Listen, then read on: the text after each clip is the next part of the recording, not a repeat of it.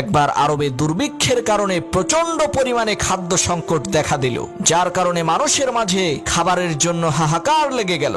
এমন সময় হযরত উসমান গনি রাদিয়াল্লাহু তাআলা আনহুর 1000 মণ গমের একটি চালান বিদেশ থেকে মদিনায় পৌঁছালো। তৎকালীন আরবের বড় বড় কয়েকজন ব্যবসায়ী হযরত উসমানের কাছে যেয়ে বলল, হুজুর, দুর্দশা পীড়িত অসহায় মানুষের কষ্ট দূর করার জন্য আপনার সমস্ত গম আমরা 50% লাভে কিনে নিতে চাই। এর মানে হলো, যদি আপনার গমের দাম 100 টাকা হয়, তাহলে আমরা সেই গমের দাম 150 টাকা দেব। তাদের এই কথা শুনে হযরত উসমান বললেন, তোমরা যদি আমাকে এই গমের দাম 1000 গুণ বাড়িয়ে দাও, অর্থাৎ গমের দাম যদি 100 টাকা হয়, আমাকে 1 লক্ষ টাকা দিতে হবে, তাহলে আমি তোমাদের কাছে গম বিক্রি করতে রাজি আছি। কারণ একজন আমাকে এই গমের দাম 700 গুণ বাড়িয়ে দিতে চেয়েছে, অর্থাৎ আমার গমের দাম যদি 100 টাকা হয়, তাহলে সে আমাকে 70,000 টাকা দেবে। হযরত উসমানের এই কথা শুনে ব্যবসায়ীরা অবাক হয়ে বলল, সর্বনাশ, এত বেশি পরিমাণে লাভ দিয়ে কে আপনার কাছ থেকে গম নিতে চেয়েছে?